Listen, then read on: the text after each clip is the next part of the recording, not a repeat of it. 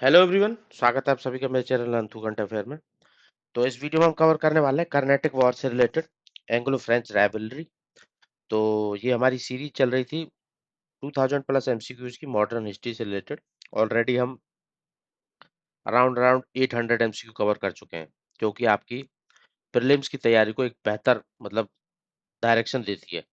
आपको एग्जाम में अपीयर होने से पहले ही पता चल जाता है कि आप कितना तैयार हैं एग्जाम को फेस करने के लिए। जरूर आप रेफर करें मेरी प्लेलिस्ट पर जाके 2000 प्लस एमसीक्यूज मॉडर्न हिस्ट्री से रिलेटेड। इसके अलावा मैं एंशिएंट हिस्ट्री के भी बना चुका हूँ, पॉलिटी के भी डाल चुका हूँ। जरूर रेफर करें, एक बार देखें तो सही एटलीस्ट कैसा लगता है आप लोगों को। तो इस लेक्चर में कवर करेंगे कर्नाटिक वॉर से रिलेटेड। स्टार्ट करते हैं with first MCQ. Match list one Carnatic war with associated event और पर्सन। ठीक है, तो एक लिस्ट दी हुई है, तो उसमें कैसे कैसे एसोसिएट हो रहे हैं उससे रिलेटेड क्वेश्चन है। First Karnataka war, second Karnataka war, third Karnataka war. Year पता होना चाहिए सबसे पहले। तो फर्स्ट कर्नाटक वॉर हुआ था 1746 से लेके 48 तक, 2 साल चला था, 46 से 48। सेकंड कर्नाटक वॉर हुआ था 49 से तुरंत बाद, ठीक है, 48 के तुरंत बाद ही, 49 से 54। ठीक है, उसके बाद 3 साल का गैप था, मतलब 57 में होगा थर्ड, 57 से 63। 3 वॉर हुए थे, 46 48, 49 54, 57 63। अब देख लेते हैं इसने ऑप्शन में क्या कहती है। एक ट्रीटी दी है, एक डुप्लेक्स क्लाइव राइवलरी दी है, एक डिस्ट्रक्शन ऑफ फोर्ट और लुइस एंड पुडुचेरी में। ठीक है, ये दिया है। तो हम अभी तो आपको नहीं पता होगा, अभी मैं बता देता हूँ।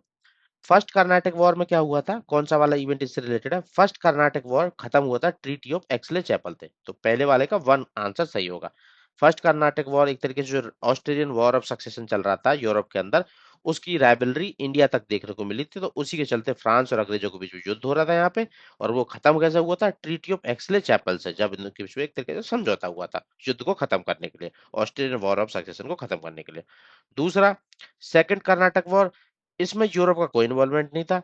कि यहीं पे एक तरीके से इंटरनल टसल चल रहा था कर्नाटक और हैदराबाद के निजाम के गद्दी को लेके। तो वहीं पे फ्रेंच वाले कुछ लोगों को सपोर्ट कर रहे थे, अंग्रेज वाले कुछ लोगों को सपोर्ट कर रहे थे। फ्रेंच की तरफ से डुप्लेक्स थे, अंग्रेजों की तरफ से क्लाइव थे। तो इनके बीच में इंटरनल डोमिनेंस की राइवलरी चल रही थी, तो उसी से रिलेटेड है डुप्लेक्स और क्लाइव की राइवलरी। ठीक है, उसके चलते ये वॉर था, सेकंड वाला, 48 से 49 से 54। थर्ड कर्नाटक वॉर, अब फिर से वही यूरोप में वॉर चल जाता है एक तरीके से। ठीक है, उसी का इन्फ्लुएंस यहाँ देखने को मिलता है। इसमें क्या होता है, फ्रेंच वालों का खात्मा ही हो जाता है, इनका फोर्ट लुइस का भी डिस्ट्रक्शन होता है, बैटल ऑफ वांडीवर्स भी होता है, वहां पे ये हार जाते हैं। और पोटिचेरी में जो फोर्ट लुइस है उसका भी डिस्ट्रक्शन कर दिया जाता है। ठीक है, तो ये थर्ड कर्नाटक वॉर में देखने को मिलता है। तो इस पे क्वेश्चन आते हैं ऐसे मैच द फॉलोइंग के, तो इसलिए मैंने कवर कराया। ठीक है, अब हम इससे अगले क्वेश्चन पे आ जाते हैं। ईयर मैं आप लोगों को बता चुका हूँ ऑलरेडी, एक्सप्लेनेशन में सब दिया हुआ है। पीडीएफ का लिंक मिल जाएगा डिस्क्रिप्शन में, टेलीग्राम का, वहां से जाकर डाउनलोड कर लेना, सब कंटेंट आपको प्रॉपर मिलेगा, वेरीफाइड एंड बेस्ट कोचिंग के साथ कंटेंट से बनाया हुआ है मैंने। First Karnataka war in India was an extension of which European war. अब आ गया सिंपल क्वेश्चन कि कर्नाटक वॉर जो पहला हुआ था इंडिया के अंदर फ्रांस और ब्रिटेन के वालों के बीच में, वो किसका एक्सटेंशन था, किस यूरोपियन वॉर का एक्सटेंशन था। वो था extension Australian war of succession.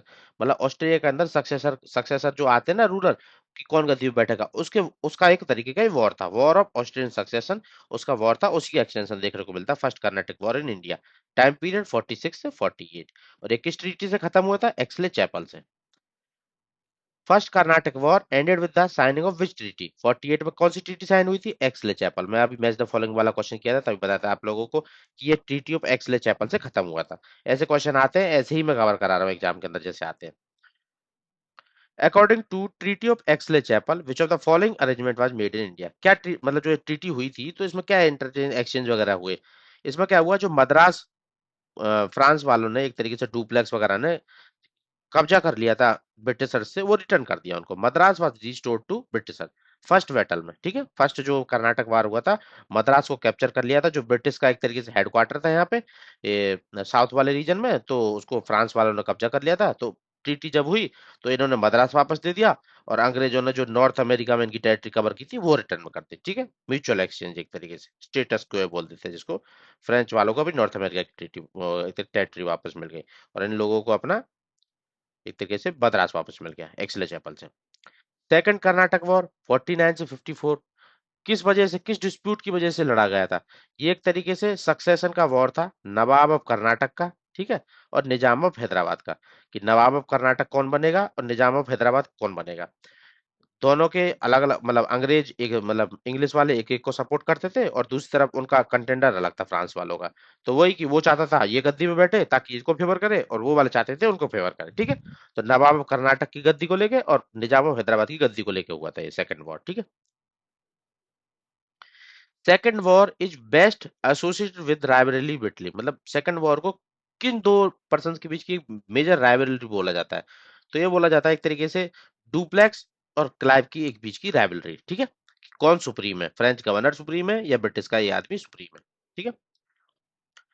Which event during the second Karnataka war prove to be major turning point in favour of British.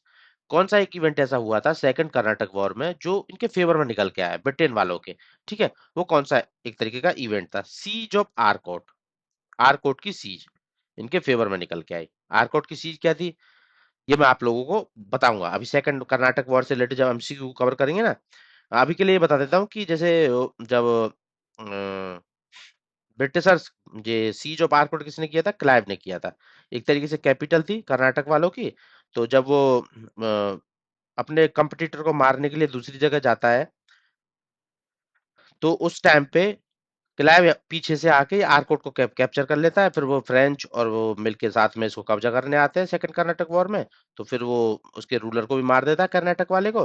तो इस तरीके से वो जीत जाता है, ठीक है, क्लाइव। तो वो एक तरीके से मेजर इसका टर्निंग पॉइंट था, siege of Arcot major turning point है। वो युद्ध भी मैं बताऊंगा कौन कौन सा पर्सन था। वो अभी के लिए आप बस इतना याद रख लें कि सीज ऑफ आर्कोट एक मेजर टर्निंग पॉइंट था इसके सेकंड कर्नाटक वॉर में ब्रिटिश के फेवर में, ठीक है। 1751 में इन्होंने सीज ऑफ आर्कोट कैर किया था। थर्ड कर्नाटक वॉर, ये 57 से 63 में चला था।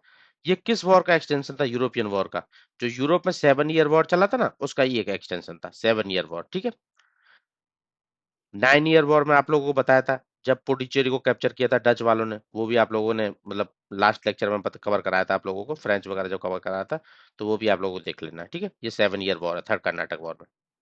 तो ये थर्ड ब्रिटिश और फ्रांस की जो राइवलरी थी यूरोप में 7 ईयर वॉर की, तो उसी के चलते यहाँ पे इंडिया में थर्ड कर्नाटक वॉर हुआ था। Which battle provided proved decisive in Third Karnataka War and sealed French defeat in India? कौन सा बैटल हुआ था थर्ड कर्नाटक वॉर में, बैटल का नाम क्या था जिसके बाद फ्रेंच वाले एकदम खत्म हो गए। बैटल ऑफ वांडीवास था, 1760 में हुआ था, ठीक है। बैटल ऑफ वांडीवास, इसमें ब्रिटेन वाले जीत गए थे और फ्रांस वाले हार गए थे। तो इस तरीके से डिसीजिव था, ठीक है। During the third Karnataka war the British destroy the French fort Louis at Puducherry. जो फ्रेंच का फोर्ट था फोर्ट लुइस पुडुचेरी में, उसको डिस्ट्रॉय कर दिया था अंग्रेजों ने। कब किया था, 61 में। वांडी वॉस में 60 में हार गए थे, 61 का फोर्ट भी डिस्ट्रॉय कर दिया। अब देख लेते हैं क्वेश्चन ईयर्स पे मैच द फॉलोइंग के, ठीक है। जैसे कि फर्स्ट कर्नाटक वॉर कब हुआ था, सेकंड कब हुआ था, थर्ड कब हुआ था, ईयर पे अगर क्वेश्चन पूछ लेगा तो सिंपल है। पहला कब हुआ था 46 से 48।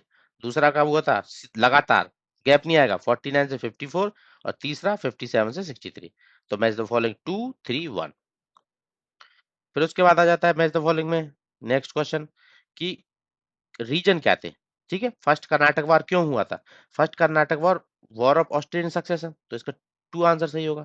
सेकंड कर्नाटक वॉर क्या था, राइवलरी थी जो इंडिया के अंदर ही, एक तरीके से सक्सेशन डिस्प्यूट इन कर्नाटक और हैदराबाद, ठीक है। और थर्ड कर्नाटक वॉर क्या था, ये भी एक्सटेंशन था यूरोप के वॉर का, 7 ईयर वॉर इन यूरोप, ठीक है। तो ये मैच द फॉलोइंग क्वेश्चन ऐसे भी आ सकता है। फिर उसके बाद देख लेते हैं, फिर अगला क्वेश्चन मैच द फॉलोइंग में कैसा आ सकता है, ट्रीटी कौन कौन सी हुई थी, पहले कर्नाटक वॉर किस ट्रीटी से खत्म हुआ, दूसरा वाला किससे खत्म हुआ। पहले का तो मैं बता चुका हूँ आपको, treaty of Aix-la chapel. Second वाले का नहीं बताया हूँ, थर्ड वाले का नहीं बताया हूँ, अब बता देता हूँ। सेकंड ट्रीटी किससे, इंडिया के अंदर ही राइवलरी थी जो डुप्लेक्स और क्या बना है इसका, क्लाइव की। तो सेकंड कर्नाटक वॉर खत्म हुआ था ट्रीटी ऑफ पुडुचेरी से, ठीक है। तो 1754 में ट्रीटी ऑफ पुडुचेरी हुई थी, सेकंड वॉर उससे खत्म हुआ था। और पहला थर्ड वाला लास्ट वाला किससे खत्म हुआ था, ट्रीटी ऑफ पेरिस, जो वॉर चल रहा था यूरोप में, 7 ईयर वॉर, तो वो उससे खत्म हुई थी। और पहला वाला एक्सले चैपल बताया हो तो ये ट्रीटी पे भी क्वेश्चन आ जाता है मैच द फॉलोइंग कि पहला वॉर किसमें कौन सी ट्रीटी हुई, सेकंड कौन सी हुई, ऐसे क्वेश्चन आते हैं, मैं तभी कवर करा रहा हूँ। एग्जाम में आप देख लेना, टेस्ट सीरीज में देख लेना, कोई एग्जाम अटेम्प्ट करके देख लेना, तो पता चल जाएगा आप लोगों को। Who was the governor general of French in India during the first Karnataka war में, फ्रांस वालों की तरफ से कौन गवर्नर जनरल था, डुप्लेक्स था। उसी की पॉलिसी थी सब कुछ, वही जिता रहा था इन लोगों को, ठीक है। डुप्लेक्स था। Madras was captured by France in 1746 first Carnatic war में अंडर द कमांड ऑफ, किसकी कमांड में फ्रांस को कैप्चर किया, फ्रांस वालों ने मद्रास को कैप्चर किया था फर्स्ट कर्नाटक वॉर में। ये कैप्चर किया गया था ले बोर्दोनिस के अंदर, ठीक है। ये इसके ऊपर था डुप्लेक्स, डुप्लेक्स के नीचे ये था ले बोर्दोनिस, तो इसने एक तरीके से कमांडर ये था जिसने उसको कैप्चर किया था, ठीक है। नवल एक्सपीडिशन इसके द्वारा लिया गया था, और मेन हेड क्या था, फ्रेंच गवर्नर डुप्लेक्स था, पर कैप्चर किसने किया था, ले बर्दोनिस ने। याद रखना है, डुप्लेक्स का मार्क नहीं करना, अगर ये दिया हुआ है तो ले बर्दोनिस, अगर ये ऑप्शन में नहीं है तो डुप्लेक्स आंसर सही होगा, ठीक है। इसके द्वारा कर्नाटक को कैप्चर कर लिया गया था, तो अपने ये एक तरीके से मद्रास को। अब मद्रास को कैप्चर कर लिया, अंग्रेजों का जगह थी वो, तो मद्रास को कैप्चर कर लिया फ्रांस वालों ने। अब अंग्रेज कहाँ जाएंगे, अंग्रेज गए मद्रास किसकी टेरिटरी में, कर्नाटक की टेरिटरी में, ठीक है। अब कर्नाटक के राजा के पास जाएंगे, साहब हमारा तो कैप्चर कर लिया इन लोगों ने, हमारा टेरिटरी, अब हम कैसे रहें, कैसे बिजनेस करें, ठीक है। अब वो बोलेगा कि चलो कोई नहीं, मैं जाता हूँ बात करता हूँ, नहीं मानेंगे तो युद्ध करूंगा। अब युद्ध होगा, बैटल ऑफ एडियार होगा, ठीक है। मद्रास क्या है, मद्रास में जो स्टीफन फोर्ट, जॉर्ज फोर्ट था ना ब्रिटिशर्स का, कोरमंडल कोस्ट पे, वो स्ट्रेटेजिक लोकेशन थी उनकी, तो उन्होंने इसको कैप्चर कर लिया। अब दिक्कत होगी इन लोगों को। ये गए, बैटल ऑफ अदियार हुआ, फिर उसके बाद ये मतलब जो नवाब था ना कर्नाटक का उस टाइम पे, उसके पास गए, उसके सामने रोना रो दिया कि सर हमारा तो ये कब्जा कर लिया है, अब बचाओ। तो ये गया कि हाँ हम मैं वापस लेता हूँ अभी मद्रास तुरंत उनसे।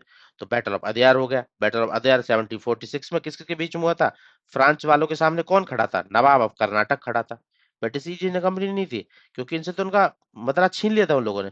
ये थे नवाब कर्नाटक, ठीक है, वो इनसे लड़े थे। और कहाँ पे इस बैटल को दूसरा नाम क्या बोला जाता है, बैटल ऑफ सेंट थॉम भी बोलते हैं इसको, क्योंकि ये सेंट थॉम मतलब फोर्ट था वहां पे, ठीक है, बैटल ऑफ सेंट थॉम बोलते हैं। और ये अद्यार रिवर थी, ये याद रखना है, Adyar river, battle of Adyar, battle of Saint Thome, दोनों नाम से इसको जाना जाता है। किस किस के बीच में था, फ्रांस की फोर्स डुप्लेक्स के अंदर, और नवाब ऑफ कर्नाटक अनवरुद्दीन, ठीक है, इन दोनों के बीच में लड़ा गया था। अंग्रेज नहीं थे यहाँ पे, ठीक है, अंग्रेजों से तो छीन लिया था मद्रास। फिर क्या हो गया था, इसमें जीत गए थे फ्रांस वाले, मद्रास को कैप्चर किया हुआ था इन्होंने। एक फ्रेंच की स्मॉल आर्मी ने एक तरीके से लार्ज मुगल कर्नाटक की लार्ज आर्मी को हरा दिया था, ठीक है, डिसिप्लिन होने की वजह से, अद्यार रिवर के किनारे पे। Battle of Adyar 1746 also known, किस नाम से जाना था, अभी थोड़ी देर बताया था, battle of Santhome, Adyar river के किनारे पे 46 में। Battle of Adyar was fought on the bank of which river, Adyar river के किनारे पे। French commander who led the troops in battle of Adyar, French की तरफ से कौन आते, देखो इसमें क्या होता है, डुप्लेक्स ना हमेशा पॉलिसी प्लान करता था, तैयारी करता था कि ऐसे लड़ना है, वो कभी लड़ने नहीं आता था, ये बात ध्यान रखना। जैसे मद्रास को कैप्चर करवाया उसने, बोर्डोनिस से कैप्चर करवाया, ठीक है। बोर्डोनिस जो फ्रेंच वाला था, ये यहाँ पे मॉरिशस मॉरिशस इस वाले रीजन में रहता था, ये तो था भी नहीं इंडिया के अंदर। उसको वहां से बुलाया और बोला कि अंग्रेजों की जो ट्रीटी वीटी वो छोड़ो और कब्जा करो, ठीक है। तो ये प्लानिंग करता था हमेशा फ्रांस वाला, ये डुप्लेक्स। तो अब बैटल ऑफ अदयार भी इसने नहीं लड़ा होगा, तो ऑप्शन ये तो आंसर होगा ही नहीं होगा। मैं बता देता हूँ आपको, इसमें कौन आएगा, बैटल ऑफ अदयार को लड़ने के लिए कौन आएगा अनवरुद्दीन की फोर्सेस के साथ, ये आएगा कैप्टन पेरेडिस। नाम याद रखना है, डुप्लेक्स कभी लड़ता ही नहीं था, ये याद रखना, डुप्लेक्स को आंसर लगाना ही नहीं है। कैप्टन पेरेडिस ने लड़ा था बैटल ऑफ अडयार, ठीक है, अदयार रिवर के किनारे पे। पर पर मेन लीड कौन करता था, डुप्लेक्स ही एक तरीके से डायरेक्शन देता था, मतलब गवर्नर तो मेन वही था ना, पर लड़ा किसने था, कैप्टन पैराडाइस ने, कमांडर वो था। और दूसरे लास्ट वाले में जब एक तरीके से मद्रास को कैप्चर किया था, वो बोर्डोनिस था, ठीक है। Forces of Nawab of Karnataka, जो बैटल ऑफ अद्यार हुआ था, इधर से तो कैप्टन पैराडाइस हो गया। अब नवाब ऑफ कर्नाटक अनवरुद्दीन ने किसको भेजा लड़ने के लिए, इसने भेजा महफूज खान को, ये बेटा था, एल्डेस्ट सन था अनवरुद्दीन को, उसको भेजा, ठीक है। हार गया था ये, जीत अंग्रेजों की हुई फ्रांस वालों की हुई थी इसमें। फेमस बैटल ऑफ वांडीवर्स, अब आगे थर्ड थर्ड कर्नाटक वॉर में हुआ था ये बैटल ऑफ वांडीवर्स 1760, ठीक है। किस किस के बीच में लड़ा गया था, मतलब इनकी हार जब हुई थी तो अंग्रेजों की तरफ से था कूट, आयर कूट, जिसने कूट दिया किसको, लाली को। ये याद रखना, ट्रिक याद रखना। आयर कूट, अंग्रेजों की जीत हुई थी बैटल ऑफ वांडीवर्स में, तो आयर कूट जो कूटने वाला था वो था अंग्रेजों की तरफ, और कॉम्ते दे लाली जो फ्रांस वाला था वो पिट के गया, ठीक है। तो आयर कूट अंग्रेजों की तरफ से, कॉम्ते दे लाली फ्रांस वालों की तरफ से, ये बैटल ऑफ वांडीवास, कूट ने जीत लिया था लाली को पीट के, ठीक है, याद रखना है, ट्रिक ट्रिक से याद रखते हो इसको। Which battle finally decided the fate of French, किस बैटल से फाइनल फेट डिसाइड हुआ था कि अभी आगे बढ़ पाएंगे नहीं बढ़ पाएंगे इंडिया में टेरिटोरियल पावर की तरह, ये बैटल ऑफ वांडीवास से हार गए थे, खत्म हो गया था सब, फोर्ट लुइस भी खत्म हो गया था। Puducherry was captured by British in, Puducherry कब कैप्चर किया था, अब ये वांडीवास जीत गए, फोर्ट लुइस खत्म कर दिया, पुडुचेरी भी कैप्चर कर लिया, पुडुचेरी 61 में कैप्चर कर लिया, ठीक है। ये अपना फोर्ट लुइस डिस्ट्रॉय करने के बाद। अब बाद में रिस्टोर कर देंगे इसको 63 में, जब ट्रीटी ऑफ पेरिस पेरिस वगैरह हो जाएगी ना, तो बाद में फिर दे देंगे ट्रीटी होने के बाद कि हाँ ठीक है कर लो जो भी धंधा पानी कर लो, पर पॉलिटिकल पावर तुम्हारी खत्म। The treaty that restored Puducherry to the French also officially ended which European power, ठीक है। तो सेवन सेवन ईयर के वॉर की जो ट्रीटी थी, उसके बाद एक तरीके से रिस्टोर कर दिया गया था 1763 में। तो ये सी आंसर करेक्ट है। Third Karnataka war 7 year treaty से ही, 7 ईयर मतलब ट्रीटी ऑफ पेरिस से 7 ईयर वॉर चल रहा था थर्ड कर्नाटक के टाइम पे। विच of the following was not a French settlement India, French की कौन सी सेटलमेंट इंडिया में नहीं थी? इनमें से देखो, दमन वो कभी नहीं गए, पुडुचेरी, चंद्रनगो, नागो, माही सब मैं आप लोगों को लास्ट लेक्चर में बताया था फ्रांस से रिलेटेड।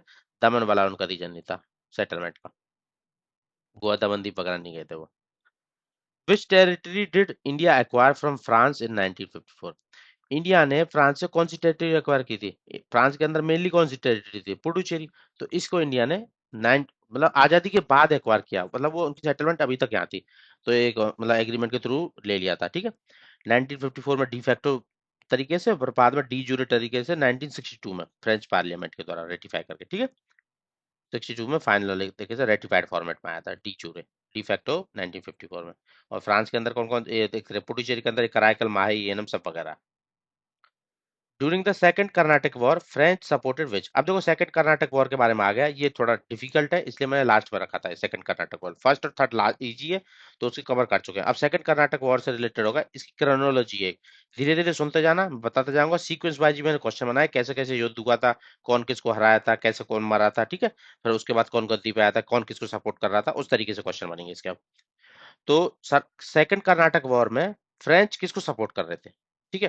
तो आपको याद रखना सीएम, फ्रांस वाले सीएम को सपोर्ट कर रहे थे। सीएम मतलब चंदा साहेब तो कर्नाटक में, और मुजफ्फर जंग अपने हैदराबाद में, ठीक है। ये निजाम की पोस्ट के लिए सपोर्ट था फ्रांस वालों की तरफ से, सीएम याद रखना।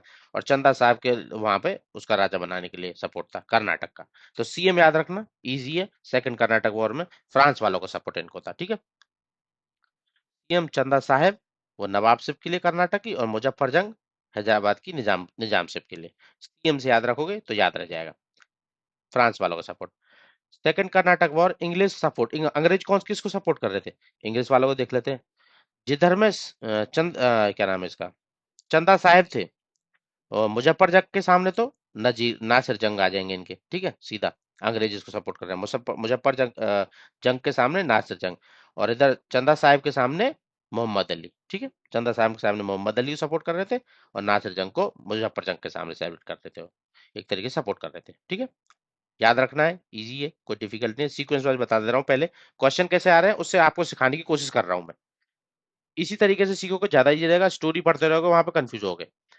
कौन किसको सपोर्ट कर रहा था, पहले मैंने आप लोगों को ये बताया कि उसने सीएम को सपोर्ट किया था चंदा साहब, फ्रांस वालों ने चंदा साहब मुजफ्फर जंग। अंग्रेजों ने किसको सपोर्ट किया था? एक तरीके से मोहम्मद अली और नासिर जंग, ठीक है। नासिर जंग और मुजफ्फर जंग कहाँ पे थे? हैदराबाद में निजाम साहब के लिए लड़ रहे थे आपस में। और चंदा साहब और मोहम्मद अली कहाँ पे लड़ रहे थे? कर्नाटक में, एक तरीके से, ठीक है। अब देख लेते हैं, battle of Nizam ship of Hyderabad during second Karnataka war was short between, किस किस के बीच में हुआ था? निजाम सिप के लिए किसके बीच में लड़ाई हो रही थी? अभी थोड़ी देर पहले बताया था, मुजफ्फर जंग और नासिर जंग, इन दोनों के बीच में लड़ाई थी ना, बैटल निजाम सिप के लिए। तो ठीक है, मुजफ्फर जंग को कौन सपोर्ट कर रहा था? फ्रेंच, और नासिर जंग को अंग्रेज, इंग्लिश। अब ये कैसे रिलेटेड थे ये भी पता होना चाहिए। मुजफ्फर जंग कौन था? ये लास्ट रूलर था ना इनसे पहले, निजाम उल मुल्क असफ जहाँ, ठीक है। जो निजाम उल मुल्क था, असफ जहाँ वन बोलते हैं जिसको। तो नासिर जंग तो उनका बेटा था, और मुजफ्फर जंग उनका ग्रैंड सन था, ठीक है। ग्रैंड सन था मुजफ्फर जंग को सपोर्ट कर रहा था फ्रांस वाले, और नासिर जंग को अंग्रेज, ठीक है। ये बेटा था नासिर जंग, और मुजफ्फर जंग ग्रैंड सन था। फिर देख लेते हैं, Nawab of Carnatic Anwaruddin supported whose claim to the Nizamship of Hyderabad. अब अनवरुद्दीन जो था यहाँ पे कर्नाटक के अंदर, बैटल तो बाद में होगा चंदा साहब और मोहम्मद अली के बीच में, बट उससे पहले अनवरुद्दीन अभी जिंदा है, ठीक है। ये जो हैदराबाद में निजाम से के लिए लड़ाई हो रही थी, मुजफ्फर जंग और कौन सा जंग था दूसरा, नासिर जंग। तो उनके बीच में जो लड़ाई हो रही थी ना, तो उसको कर्नाटक का जो अनवरुद्दीन था ना, वो सपोर्ट कर रहा था, किसको सपोर्ट कर रहा था, उसका सपोर्ट किसके लिए था, तो उसका सपोर्ट था अंग्रेजों की तरफ था वो अनवरुद्दीन। इसने बैटल भी लड़ा था, आप लोगों को थोड़ी देर पहले बताया था, वो बैटल ऑफ अदियार वाला, रिवर वाला, ठीक है। तो ये अंग्रेजों की तरफ था, तो अंग्रेज किसको सपोर्ट कर रहे थे, नासिर जंग को, तो ये भी नासिर जंग को सपोर्ट कर रहा था, सिंपल क्वेश्चन, ठीक है। और इसी बैटल भी लड़ा था इसने फ्रेंच फ्रेंच को अनवरुद्दीन के साथ में, जो बैटल ऑफ अंबूर होगा, ठीक है। ये फ्रेंच के साथ बैटल होगा अनवरुद्दीन का, बैटल ऑफ अंबूर 1749 में, जो क्योंकि ये सपोर्ट कर रहा था नासिर जंग को, ठीक है। अब बैटल ऑफ अदियार पहला था, जो वहां पे हुआ था एक तरीके से मद्रास टेरिटरी को लेके, फर्स्ट फर्स्ट कर्नाटक वॉर में। अब सेकंड कर्नाटक वॉर में ये बैटल होगा, अब बैटल का नाम क्या है, बैटल ऑफ अंबूर, ठीक है, वो 46 में हुआ था अदियार वाला, अब अंबूर वाला 49 में होगा। अब देख लेंगे इस बैटल से रिलेटेड भी, ठीक है, क्वेश्चन आएंगे इससे रिलेटेड भी।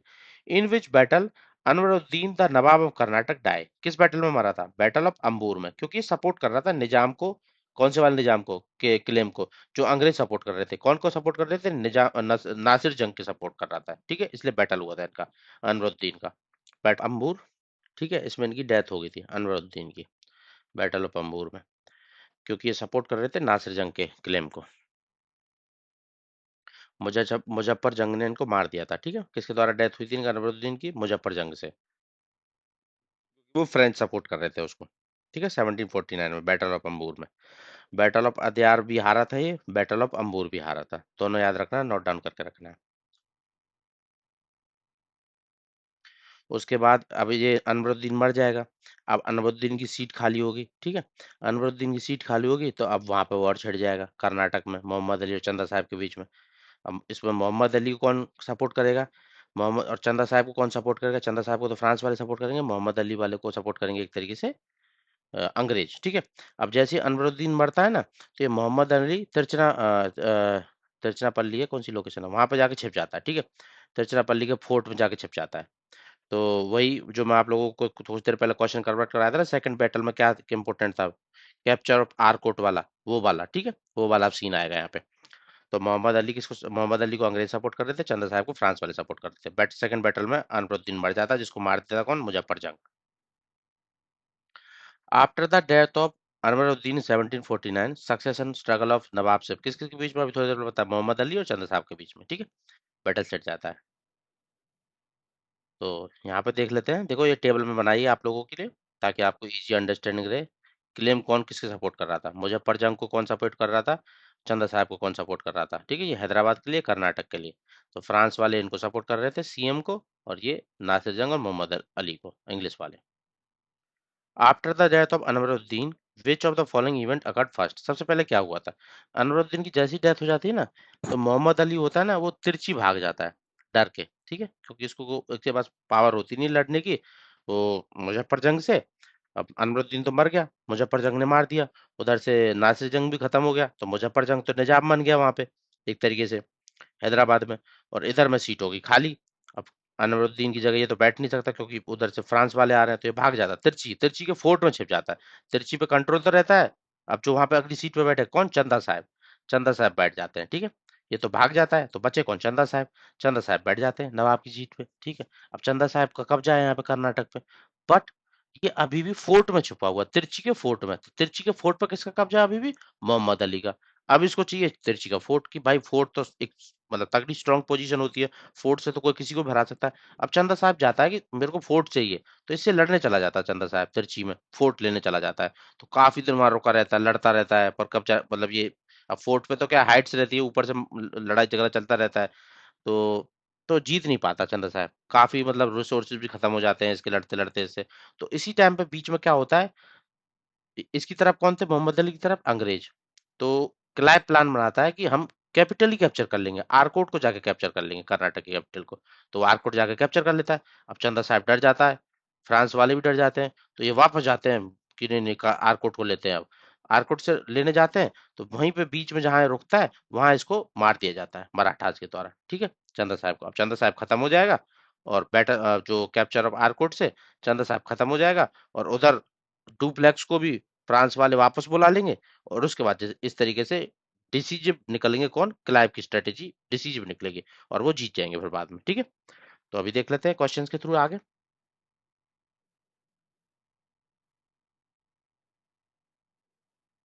After the French killed Nasir Jung, who was installed in the Nizam of Hyderabad, कौन बना था? मुजफ्फर जंग। अब मुजफ्फर जंग ने बाद में फिर इसको अनपतुद्दीन को मार दिया था, ठीक है।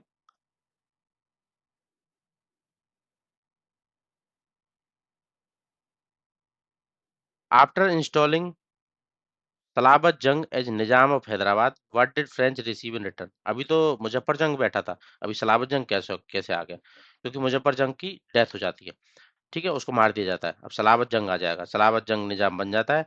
तो फ्रेंच को क्या दिया उसने रिटर्न में? फ्रेंच को नॉर्दर्न सरकार दे दिया उसने, जो कोरोमंडल कोस्ट पे था ना, 4 रिच डिस्ट्रिक्ट, वो उनको दे दी जाती है, नॉर्दर्न सरकार, फ्रांस वालों को, ठीक है, इसके द्वारा। During this phase of second Karnataka war, which statement about Trichy is correct? Second Karnataka war में क्या स्टेटमेंट तिरची के बारे में करेक्ट है? कि तिरची को एक तरीके से टाउन और टाउन तो फ्रेंच और चंदा साहब के पास था, फोर्ट अभी भी मोहम्मद अली के पास था। तो इसी फोर्ट को लड़ने के लेने के चक्कर में इनकी लड़ाई होगी, और यहीं पे इनके लिए मतलब पैसा वैसा सब खर्चा हो जाएगा, मैन पावर खर्चा हो जाएगी, और ये मर भी जाएगा चंदा साहब इसमें, और फ्रेंच के डुप्लेक्स को वापस बुला लिया जाएगा, ठीक है। तो ये फोर्ट उसके पास था। To counter the growing French influence during the Second Carnatic War, English East India Company decided to support who? किसको सपोर्ट किया था फ्रेंच के इन्फ्लुएंस को काउंटर करने के लिए कर्नाटक वॉर में? तो इन्होंने सपोर्ट किया था इंग्लिश ईस्ट इंडिया कंपनी ने, कर्नाटक वाले वॉर में। तो कर्नाटक में किसको? मोहम्मद अली को सपोर्ट कर रहे थे, ठीक है, वो चंदा साहब को कर रहे थे, मोहम्मद अली को कर रहे थे। अब कौन सा मैंने आप लोगों को बताया था सेकंड कर्नाटक वॉर में क्या सबसे डिसीजिव था? अटैक ऑन आर्कोट, ठीक है। ये diversionary tactic during second Karnataka war जो कैरिड आउट, किसके द्वारा कैरी की गई थी? आर्कोट पर अटैक करने के लिए इसने दिमाग लगाया था, रॉबर्ट क्लाइव ने। कैपिटल थी ये कर्नाटक की, ठीक है, इस पर अटैक करेंगे तो अपने आप ही वहां से चंदा साहब और फ्रांस वाले भागेंगे तिरचिनापल्ली से, जहां पे मोहम्मद अली छुपा हुआ है। फोर्ट भी अपना हो जाएगा, और ये जब रास्ते में आएगा तो हम उसको मार डालेंगे, ठीक है। तो रॉबर्ट क्लाइव की एक ट्रिक थी ये डिसीजिव बैटल था, ठीक है। During the course of second Karnataka war, what happened to Chanda Sahib? चंदा साहब को क्या हो गया था? चंदा साहब को मार दिया गया था एक बैटल में। क्यों? क्योंकि जब वो बैटल हार जाता है इनसे, आरकोट वाला, तो फिर वो छुपा छुपा घूमता है, तो उसको मार दिया जाता है। किसके द्वारा मार दिया जाता है बताता हूँ अभी।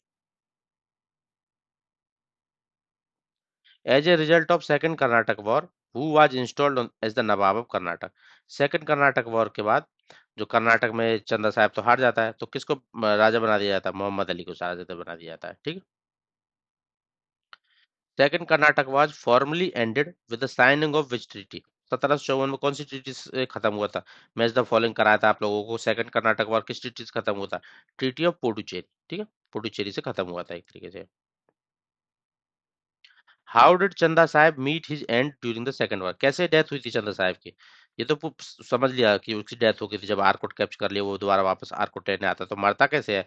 उसको तंजौर का तंजौर का राजा था ना, मराठा फोर्स, उसके द्वारा मार दिया जाता है। मोहम्मद अली को सपोर्ट करते थे वो, क्योंकि वो मराठा अंग्रेजों की साइड थे और मोहम्मद अली को सपोर्ट करते थे, तो इसलिए तंजौर तंजौर वाले राजा ने इसको मार दिया, चंदा साहब को, ठीक है। राजा का नाम याद रखना है, राजा प्रताप सिंह, मराठा राजा प्रताप सिंह के द्वारा इसको मार दिया जाता है। अंग्रेजों को सपोर्ट कर रहा था और मोहम्मद अली की साइड था 52 में। जोसेफ फ्रांसिस डुप्लेक्स को वापस बुला लिया जाता है फ्रांस, ठीक है। क्यों बुला लिया जाता है? क्योंकि जो बैटल वगैरह चले थे ना, तो इससे काफी फाइनेंशियल लॉस हो गए थे, टेरिटरी उन्होंने ले ली थी, ठीक है, उनको 4 टेरिटरी बल्कि नॉर्दर्न सरकार कैप्चर कर लिया था, टेरिटोरियल गेन मिले थे, पर पैसे का बहुत लॉस हो गया था, फाइनेंशियल लॉसेस हो गए थे। तो इसलिए डुप्लेक्स को बुला लिया जाता है वापस, ठीक है। उसके बाद ट्रीटी कौन साइन करता है वहां से वापस आने के बाद? तो नया गवर्नर आता है। नया गवर्नर कौन आता है? गोदुए, ठीक है, चार्ल्स रॉबर्ट गोदुए नया गवर्नर आता है, जिसने ट्रीटी ऑफ पोंडिचेरी साइन की, और ये अपना डिस्प्यूट वगैरह की जो लड़ाई चल रही थी ना, उसको बंद करा दिया एक तरीके से, गोदुए, ठीक है, 54 में। Which of the following was a key provision of treaty of Pondicherry? क्या प्रोविजन था पोंडिचेरी की ट्रीटी का? English and French to confine themselves with commercial activity and avoid political interference, एक दूसरे के साथ पॉलिटिकल इंटरफेयर नहीं करेंगे और अपना कमर्शियल बिजनेस करते रहेंगे, ठीक है।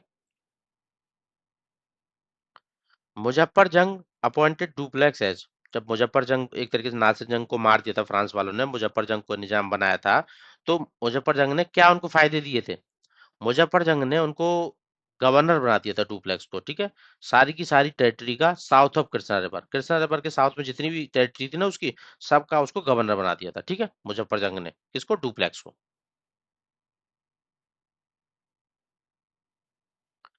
Political system followed by duplex during the second Carnatic war is best describe, क्या बोलते हैं इसको। जैसे देखो सब्सिडरी अलायंस आप लोग पढ़ोगे बाद में वेलेस्ली वाली, बट उससे भी पहले एक तरीके से वो फॉर्मल थी सब्सिडरी अलायंस, पर उसका एक प्रोटोटाइप देखने को मिलता है हमको डुप्लेक्स के अंदर में, कि इसने भी ऐसे किया था। वो आर्मी वगैरह भेज दी थी, उसका खर्चा ये मुजफ्फर जंग देता था, उसके साथ वहां पे एक तरीके से अपना एम्बेसडर भी बिठा दिया था, राजदूत उनके ऑफिस में।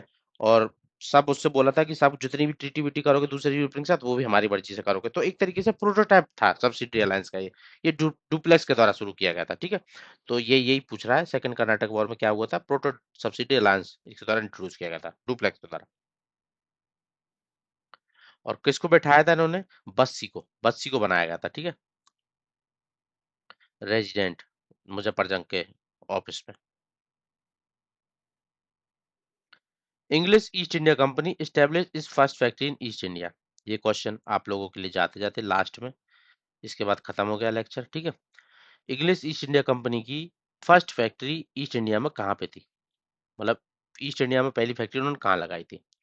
इसका चांसेस मुझे नहीं लगता आप कर पाओगे, अगर कर पाओगे तो कमेंट सेक्शन में जरूर डालना इसका आंसर। यहीं पे लेक्चर खत्म हो जाता है, थर्ड कर्नाटक वॉर तक हमारा कर्नाटक वॉर से रिलेटेड सारा कुछ कवर हो गया है, ठीक है। तो इसका कमेंट सेक्शन में आंसर जरूर डालना कि इंग्लिश की ईस्ट इंडिया कंपनी की पहली फैक्ट्री ईस्ट इंडिया में कहाँ पे लगाई थी, ईस्ट वाले पार्ट में, ठीक है। सूरत लगाई थी, हुगली लगाई थी, मछलीपट्टनम लगाई थी, बालासोर लगाई थी, कहाँ पे लगाई थी ईयर के साथ डालना। और किस में डाउट है वो भी डालना, अगर डाउट होगा तो मैं कमेंट में जरूर आपको क्लियर करूंगा। तो आज के लिए इतना ही, थैंक यू।